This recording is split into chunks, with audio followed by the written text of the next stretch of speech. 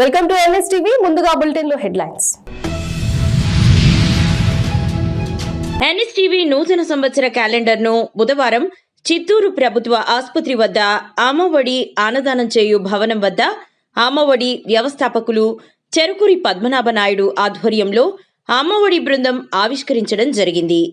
ఈ కార్యక్రమంలో అమ్మఒడి బృందం మలి ఆచారి, ప్రభాకర్, టెస్లా ప్రకాష్, మురళి, వాసు, మధు ఆచారి తదితరులు పాల్గొన్నారు.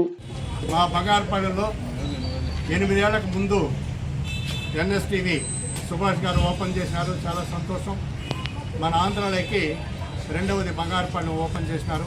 అప్పటి నుంచి మేము చేసే కార్యక్రమాలు ప్రతి ఒక్కటి మేము చెప్పిన వెంటనే మాకు రిలీజ్ చేయడం, అదేవిధంగా బాలాజీ మాకు సహకరించడం, మా బంగారుపల్లి పత్రికలు అందరూ నాతో ఏకీభవించి అమ్మఒడి సేవల గురించి రాయడం మహా సంతోషం.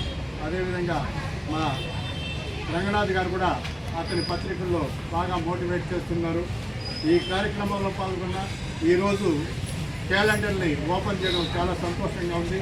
ప్రతి సంవత్సరం ఇదే విధంగా ఎన్ఎస్టీవీ కావచ్చు, మన రంగనాథ్ నడిచే ఆంధ్ర పత్రిక, ఇవి తప్పనిసరిగా ఇక్కడ వచ్చి మొట్టమొదట ఇది ప్రారంభోత్సవం చేసి తర్వాత విడుదల చేస్తున్నారు. వారికి ప్రత్యేకమైన ప్రశంసలు.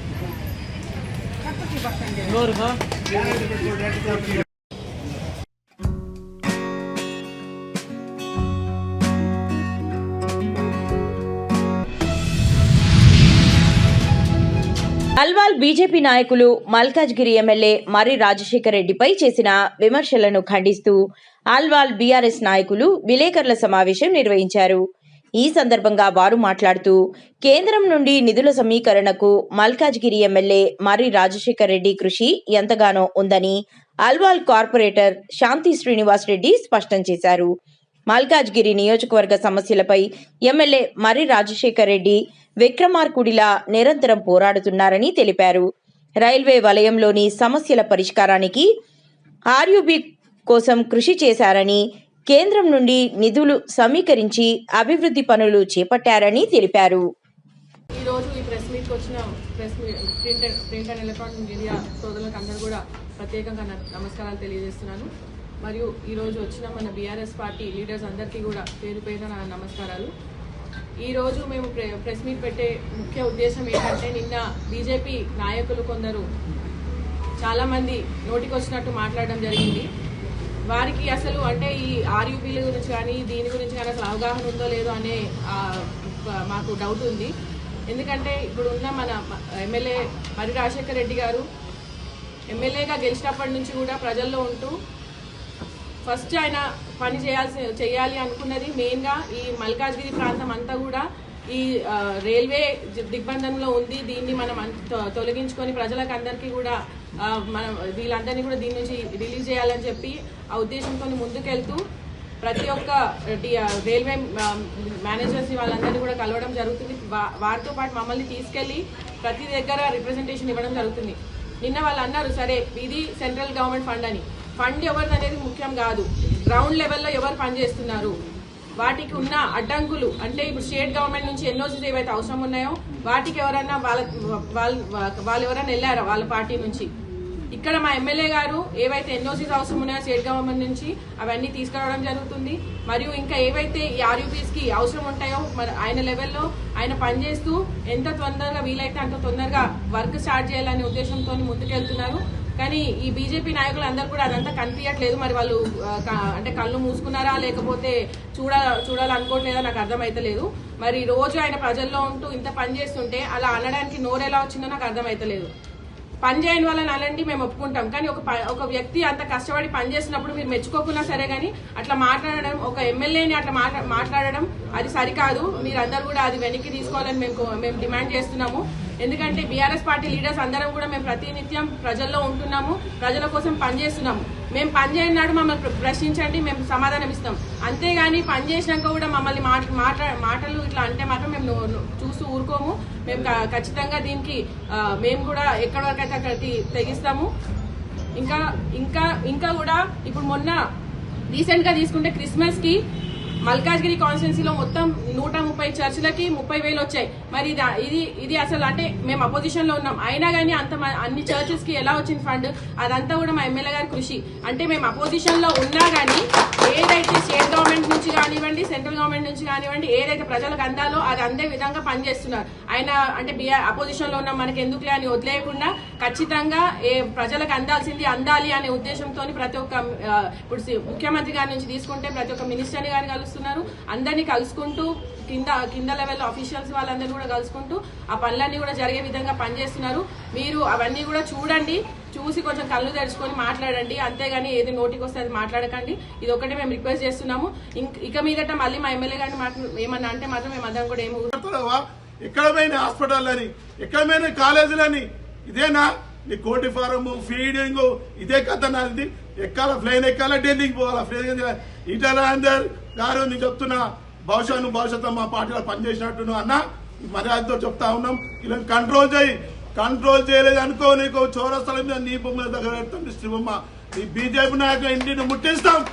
రాజశేఖర్ దగ్గరికి వచ్చినా అనుకో కర్రగాసి సుక్కు పెడతాం. మేము గులాబీ దండిది కేసీఆర్ చేయడం, కేటీఆర్ చేయడం, ఇది ఉద్యమంతో వచ్చినాం. మేము ఒక్కొక్క పైవారు ఉరిపోయినాడు. మేము కేసులో భయపడం. జాగ్రత్త పట్టవాసి పార్టీ బీజేపీ పార్టీ కార్యకర్తలకు 3 డివిజన్లో చెప్తున్నాం. ఇంకొక పేరు తెలియదు నాకు, గడ్డపోని పేరు చాలా మాట్లాడుతున్నాడు. వస్తున్నాం ఎలక్షన్ కు వస్తున్నాను. ఏం చేసిన సంగతి చూపెడతాం బిడ్డ. ఎన్ఎస్టీవీ 2026 నూతన సంవత్సర క్యాలెండర్ ను బుధవారం బంగారుపాలెం మండలం టీడీపీ పార్టీ కార్యాలయంలో మండల అధ్యక్షుడు ఎన్పి ధరణి నాయుడు ఆధ్వర్యంలో ఎన్ఎస్టీవీ క్యాలెండర్ ను ఆవిష్కరించడం జరిగింది. ఈ కార్యక్రమంలో మండల ప్రధాన కార్యదర్శి జనార్దన్ గౌడ్, తగ్గువారిపల్లి ఉప సర్పంచ్ లోకనాథ్ నాయుడు, బీసీ రవి నాయుడు, మడుపోలూరు సూరినాయుడు, మండల టీడీపీ నాయకులు తదితరులు పాల్గొన్నారు.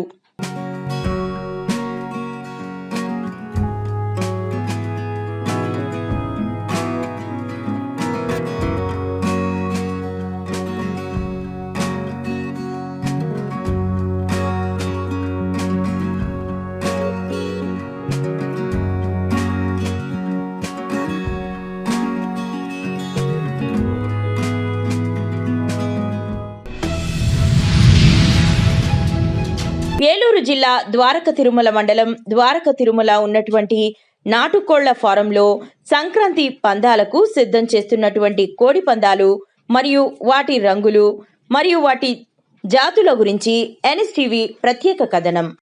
ఎన్ఎస్టీవీ ప్రేక్షకులకు ముందుగా నమస్కారం. ఈరోజు ఏలూరు జిల్లాలోని ద్వారక తిరుమలలో ఉన్న మనం రాబోతున్న సంక్రాంతికి పందాలకు సిద్ధమవుతున్నటువంటి పందెపు కోడి పుంజులను చూపించడం కోసం ప్రత్యేకంగా ఎన్ఎస్టీవీ తరఫున మీకు చూపించడం జరుగుతుంది. పందాలకు సిద్ధమవుతున్నటువంటి కోడిపుంజలను మీకోసం దాదాపు ఇక్కడ 20 రకాలటువంటి కోడిపుంజలు, వాటి రకాలు, వాటి జాతులు ఉన్నాయి. అవి మీకోసం చూపించడం జరుగుతుంది. ముందుగా మనం ఇప్పుడు ఇక్కడ ఏలూరు జిల్లాలోని ద్వారక తిరుమలలో ఉన్నామని చెప్పాం కదా. ఇందాక చెప్పిన దాన్ని బట్టి మనతో ఉన్నటువంటి కోడిపుంజలు పెంచే రైతు మనం ముందుగా మాట్లాడే ప్రయత్నం చేద్దాము. దాని వివరాలు కూడా తెలుసుకుందాం. కోడికి సంబంధించి ఏ కోడి అనేది? దీని పేరు సీతో అంటారండి. 7వ సంక్రాంతి పందానికి జాయిన్ చేస్తున్నా. మాకున్న రేంజ్లోనే కొంచెం పెద్ద పందెం కలదని ఆశపడుతున్నాం. దీన్ని ఇది బాగా బాటలాడుతుంది, చాలా బాగా వచ్చేస్తుంది. దాదాపు మేము 3-4 సంవత్సరాలు బట్టి పెంచుతున్నాం కోడిని. మా దగ్గర 30 బ్లడర్లు వరకు ఉన్నాయి. ఉన్న వాటిలో కూడా ఈ 7 పందానికి వచ్చిన వాటిలో మా దాంట్లో దీన్ని చాలా పెద్ద పందెం కలదని ఆశపడుతున్నాం మాకున్న రేంజ్లోనే. దీనికంటే చాలా పెద్ద పందాలు వేసుకునే చాలా మంచి కోళ్ళు ఉంటాయి, దీనికంటే చిన్నవి ఉంటాయి. మాకు వచ్చిన దాంట్లో మటుకి కొంచెం బాగా ఫైట్ చేస్తుంది. మేము వేసిన దాంట్లో మేము తప్పులు పెడతా ఉన్నాం దగ్గరలో, దాంట్లో బాగా దెబ్బలాడుతూ ఉంటుంది. ఏ రంగు అండి ఇది? సీతో అండి. చాలా బాగా ఫైట్ చేస్తుంది. మేము మా టైర్లో వచ్చిన బెస్ట్ కోడి పుంజు. మనం 2వ కోడి పుంజు చూస్తున్నామండి. ఇదేంటండి? దీని పేరు ఎరకెక్కర అండి. ఇది కూడా బాగా దెబ్బలాడుతుంది. ఎక్కువ జోడీలో వేయడానికి తీసుకున్న కోడి పుంజులు అనమాట. ఇది కూడా బాగా ఫైట్ చేస్తుంది. దీని కలర్ బట్టి దీని వంతుని బట్టి మనం పని చేసుకోవడానికి ప్రయత్నం చేయాలి. దీనికి ఎన్ని సంవత్సరాలండి? దీనికి ఉంటాయి 2 సంవత్సరాలు కోడి పుంజు అండి. ఇది బాగా ముదర ఫైట్ కూడా బాగా చేస్తుంది. దానికోసం దీన్ని మేము ఇంకా ఉంచుకొని బాగా పెంచుకొని పందానికి రెడీ చేసాము. ఈ సంవత్సరం సంక్రాంతికి బాగా దెబ్బలాడుతుంది.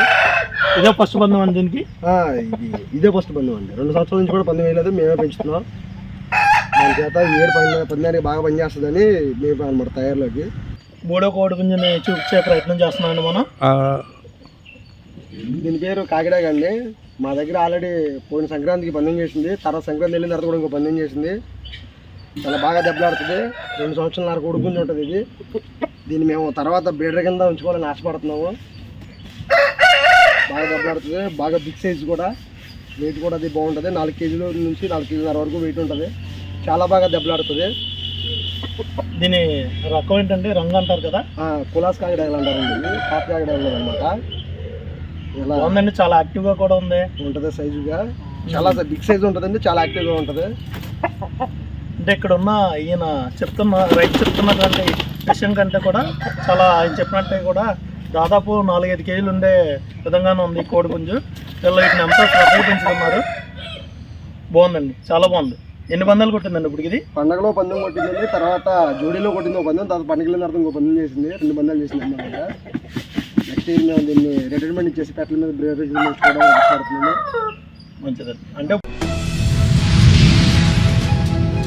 జగిత్యాల జిల్లా మెట్పల్లి పట్టణంలోని శ్రీ వెంకటేశ్వర స్వామి దేవాలయంలో ధనుర్మాసాన్ని పురస్కరించుకుని ఈ రోజు ఉదయం శ్రీ శ్రీ శ్రీ త్రిదండి దేవనాథ్ జీయర్ స్వామి వారి చేతుల మీదుగా కుంకుమార్చన పూజలు మహిళలతో ఘనంగా నిర్వహించారు.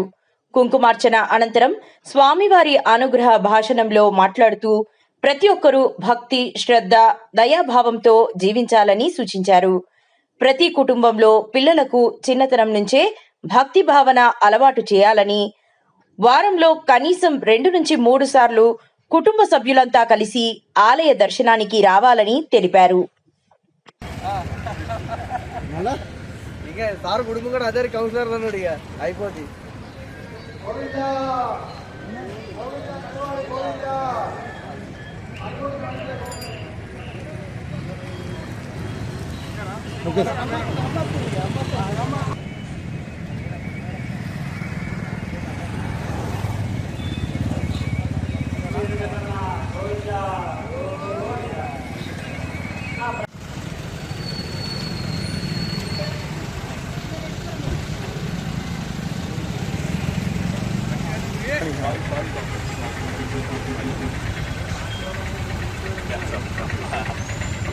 నాకు 2 ఉంటాయి స్వామి, పొలిటికల్ అండ్ హెల్త్ కూడా ఉంటుంది.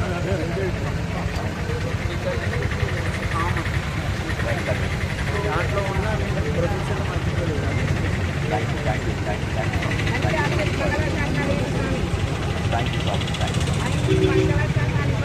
కళాశాసనాలు ఉన్నాయి కనుకనే ఆయన ఎమ్మెల్యే అయ్యారు.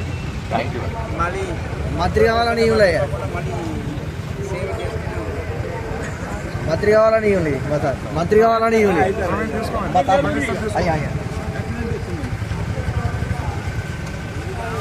జై శ్రీమన్నారాయణ,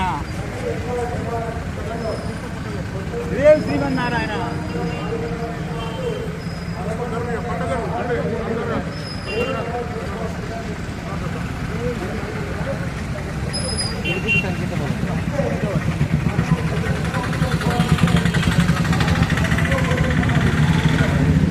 జై శ్రీమన్నారాయణ,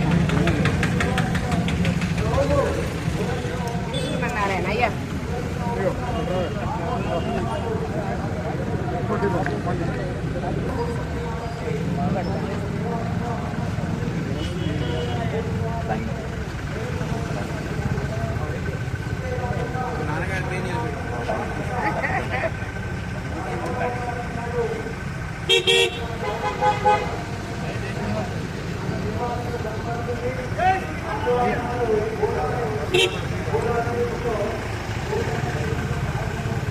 జై శ్రీమన్నారాయణ, జై శ్రీమన్నారాయణ.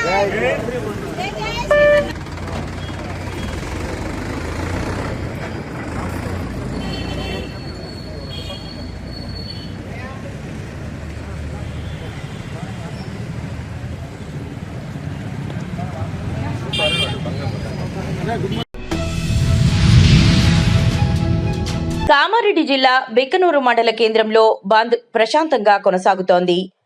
ఫార్మా కంపెనీకి వ్యతిరేకంగా గ్రామస్తులు ఆందోళన బాట చేపట్టారు. ఫార్మా కంపెనీ ఏర్పడడంతో బిక్కనూరు మండల చుట్టుపక్కల గ్రామాలకు కలుషితం ఏర్పడుతుందని గ్రామస్తులు పెద్ద ఎత్తున ఆందోళన చేస్తూ నేడు బిక్కనూరు మండల కేంద్రాన్ని బంద్ ప్రకటించారు. ఈ బంద్లో బిక్కనూరు మండల కేంద్రంతో పాటు రామేశ్వరపల్లి, పెద్దమల్లారెడ్డి, కాచాపూర్ గ్రామాల ప్రజలు పెద్ద ఎత్తున పాల్గొన్నారు.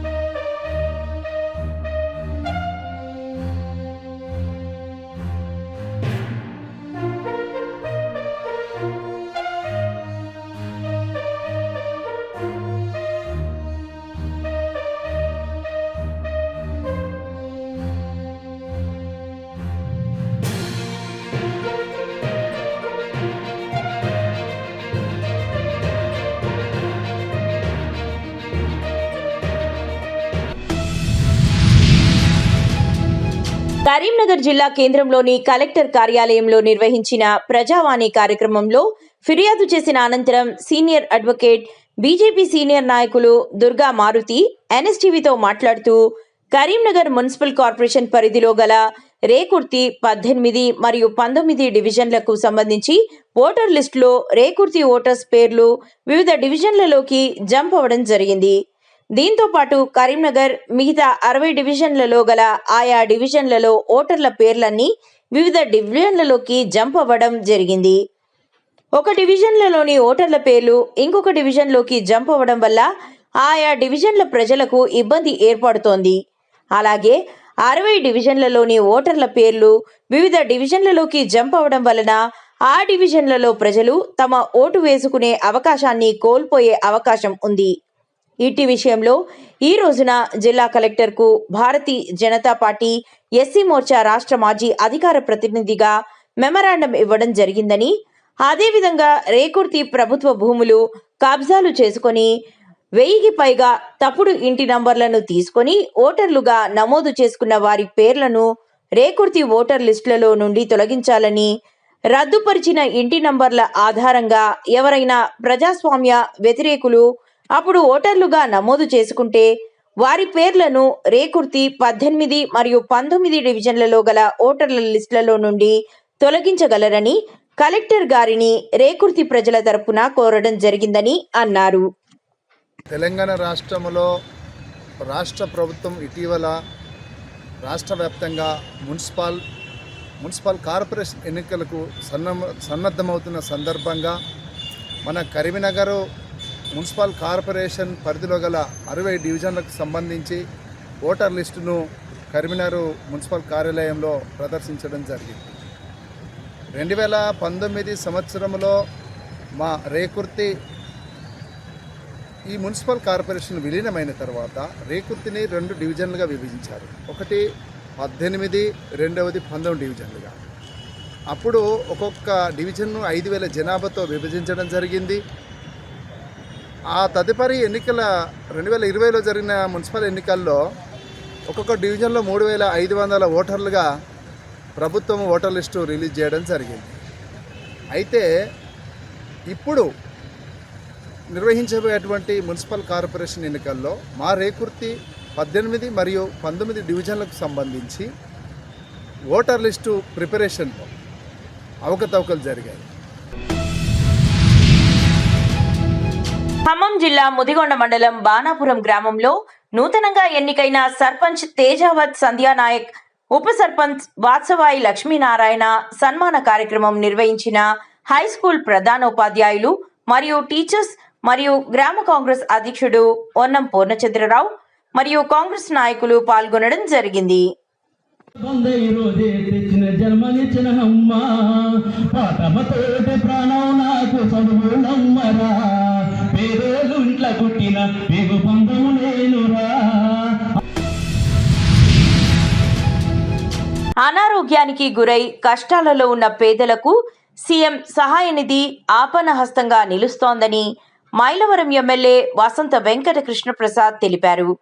విజయవాడ రూరల్ మండలం గోలపూడిలోని శాసనసభ్యుని వారి కార్యాలయంలో సీఎంఆర్ఎఫ్ చెక్కులను, ఎల్ఓసీలను ఎమ్మెల్యే వసంత కృష్ణప్రసాద్ లబ్ధిదారులకు మంగళవారం అందజేశారు.